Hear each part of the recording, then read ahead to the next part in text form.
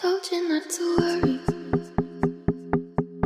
Zona oseanik lautan yang meluas setelah paparan benua berakhir, terhitung dari permukaan sampai kolom air di bagian jeluk laut terdalam, biasanya dibagi menjadi 4 lapisan perairan. Keempatnya adalah epipelagik, mesopelagik, batipelagik, dan abisopelagik. Zona epipelagik merupakan zona perairan yang paling atas. Zona ini dipenuhi cahaya dan merupakan zona paling produktif dari seluruh zona penyusun area oseanik.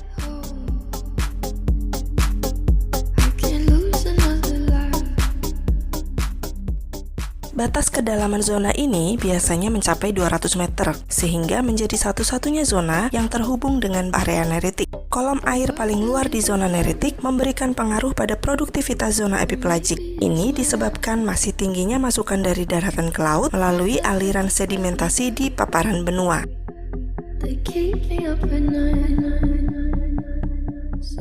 Sebelum dilanjutkan, kalian perlu tahu bahwa angka 200 meter di lautan itu terkait dengan banyak sekali zonasi. Angka ini menjadi angka umum bagi lapisan yang dikategorikan sebagai permukaan laut. Jadi kalau kita bicara permukaan laut, biasanya itu mencapai 200 meter ke bawah.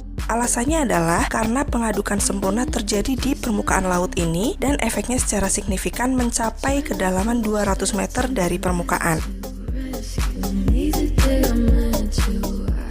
Zona epipelagik masih bisa dibagi lagi ke dalam 3 bagian loh.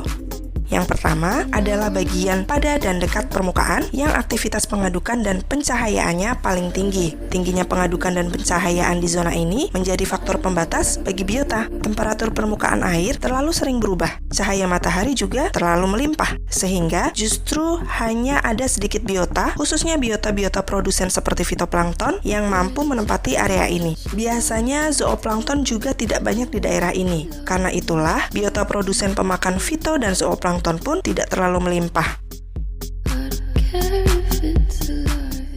Bagian epipelagik yang kedua adalah bagian bawah permukaan.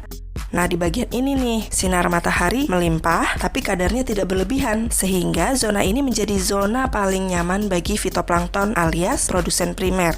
Urutannya, zooplankton pemakan fitoplankton melimpah karena fitoplanktonnya juga melimpah. Kemudian, keberadaan fitoplankton dan zooplankton yang melimpah tadi merupakan daya tarik bagi konsumen pemangsanya. Bagian inilah yang menjadi alasan utama mengapa zona epipelagik menyandang gelar paling produktif.